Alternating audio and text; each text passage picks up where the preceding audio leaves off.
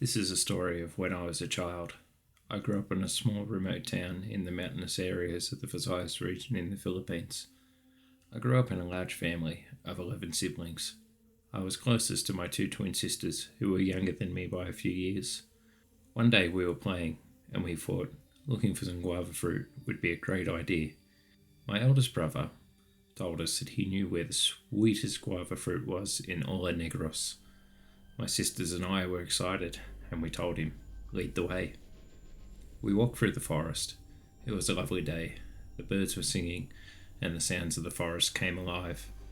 After what seemed like hours, we finally arrived in an area where he said the guava fruit was. He was right. There were trees full of the sweet fruit. We started to eat our fill, the sweet juice running down our faces as we ate. As we were picking the fruit, I looked up and saw a small, traditional house just up ahead. It was made of bamboo, with nipa leaves covering the roof. It was lifted off the ground by some large stones under the floor. Looking near the house, there was lots of fruit laying on the ground. They were large, and they looked like they'd be even sweeter than the fruit that we were eating. We snuck over to the house.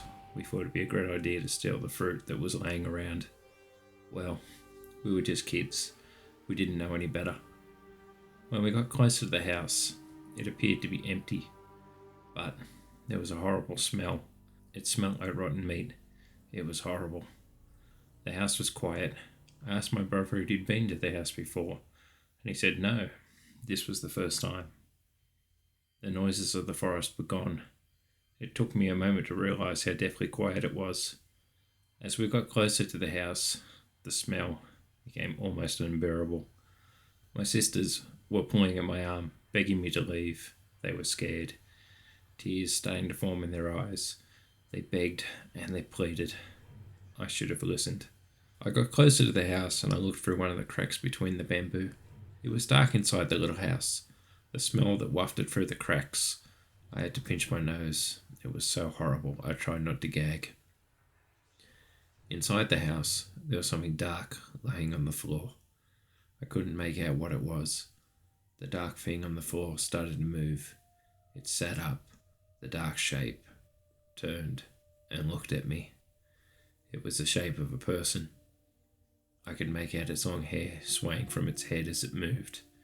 It stood up and moved slowly towards the door. Realizing that we'd been caught, I started to apologize. Ate, I'm sorry. I didn't know anyone lived here. We'll go now. Sorry. The door opened and it stepped into the daylight. Its eyes, they were pure white and looked like a blind person. Their hair was matted and falling out. It was the face of an old woman, except the skin was peeling off in large chunks and her flesh was rotting. It lumbered out the Nipa house and its limbs didn't look right. It didn't move like a natural person. Her mouth opened. Her teeth were black and rotten. It was hissing at us. Looking at my brothers and sisters, I screamed, "Run!" My siblings were already running before I finished screaming at them. We were running as quickly as we could, but this thing was able to keep up with us. It was moving at unnatural godly speeds, considering its limbs did not work like ours. My brother grabbed me by the hand and dragged me towards the river. I screamed at him that we're going the wrong way. He didn't answer, but he kept dragging me towards the river. Once he reached it, he flung me towards it and yelled at me to jump in. He did the same with our sisters. That thing was almost upon him. It grabbed for him. It reached, but he managed to grab hold of its arm and dragged it towards the river. It let out a piercing scream as its feet hit the water. My brother let go of it and moved into the river, far away from it. Looking at the shrieking woman, I could see her body was starting to crumble before my eyes.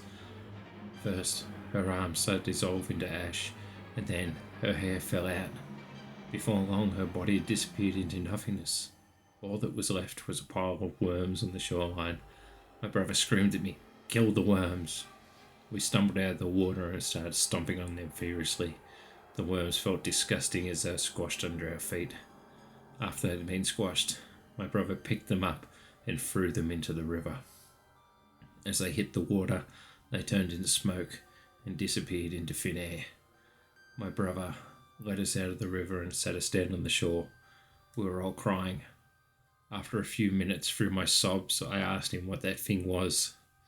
His eyes were sunken with black circles under them, and he whispered, Amalanhig. He didn't say another word, and we went home. When I got home, I ran to my mother, fell into her arms, and I cried, and I cried. She wanted to know exactly what was wrong, so I told her what happened. As she listened, I could see her turning white with fear. After a few minutes, she calmed herself and told me that house belonged to an Aswang who was not able to pass her powers on to a female relative, and she died a few years ago. Because she couldn't pass that gift on, she became a Amalanhig, which is a zombie that is eternally hungry. You were lucky you escaped from it, because once it gets your scent, it will follow you forever. My name is Saniba, and I live in Seoul, Korea. I was your average teenager who liked hanging out with friends, going shopping, and of course, going out. I was enrolled into Seoul Girls High School. I was a senior and getting ready to graduate. The school was abuzz with excitement.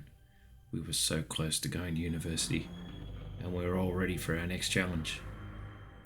One night, my friends and I were studying in the library, preparing for our final exams. The sun had gone down, and the sky was dark. It looked like dark clouds were starting to form. Rain was going to come soon. My friend, Junhee, was playing on her phone while I was studying. I shot her a playful smile and told her that she'll end up a poor housewife if she didn't hit the books. Nabby, don't be a prude. I'm talking to my boyfriend. And he's rich. She let out a loud little laugh. The other girls in the library turned to stare at us. I dropped my gaze back into my book, trying not to die of embarrassment. After a short while, Junhee said that she would go to the bathroom. She got up and left. Strangely, she left her phone behind, which was very unlike her, because she lived on a phone. It was a subtle sound, like something was tapping on glass somewhere. I ignored it and went back to focusing on my book. The tapping was getting louder now. I glanced around the room. No one else seemed to hear the sound. Surely, it's just my imagination. Maybe the stress of studying and the quest for getting high grades was starting to wear me out. Surely I heard it that time. It was almost loud enough for others to hear. Looking up once again, I saw there was another girl looking around. I called out to her and asked her if she heard it too. She nodded, and we both kept looking. I almost jumped out of my skin. I turned slowly in my chair towards the banging. My eyes fell on the window. It was dark outside. There was a flash of lightning, and it illuminated her. A woman was standing at the window. She was dressed in a long white dress that was tattered and stained with blood. Her hair was black and stringy. Her lips looked like they were stained a deep, dark brown colour, and her eyes were completely black. A long white finger pressed against the glass. She smiled and started tapping the glass with her finger again. One of the other girls screamed, and at this, the woman at the window raised her hands into the air and she smashed the glass. Shards exploded into the room with a loud crash. The woman was through the window before I could see what was happening. She grabbed the girl, who was screaming, her hands on either side of the girl's cheeks. The girl's eyes opened so wide, all I could see was the whites. The woman's hands twisted sharply, and the girl's head was suddenly facing the wrong direction. Letting go of the girl, she slumped to the floor, dead. Panic began, and the other girls started screaming. The woman moved with unnatural speed, and she slaughtered all the girls that were screaming. There were bodies everywhere. I was in shock. I could not scream. My body was numb. All I could do was stare at the carnage all around me. Junhee came back through the doors. The bathroom must have been just far away enough so she wouldn't be able to hear everything that happened. I wanted to scream at Junhee to run, but no words would come out of my mouth. As Junhee saw the woman, she turned and started to run. A desperate scream escaped her mouth. The woman charged through the doors after her. Now was my opportunity to escape. I got to my feet to run, but it was already too late. I heard the woman's steps coming back to the library. I dropped to the floor and I pretended to be dead. The doors opened again and I heard her enter the room. 1, 2, 1, 2. I squeezed my eyes tight and I lay as still as I could. Footsteps started approaching me. 1, 2, 1, 2. Her voice was getting louder. It was raspy, like a harsh whisper. 1, 2, 1, 2. She stopped next to me. I could sense that she was standing right next to me. Oh my God. Please, please God, let this work. I didn't want to breathe. The fear in my stomach was all consuming. I wanted to run and scream. It felt like my mind was ready to break. Lying there, I prayed silently that she would spare me.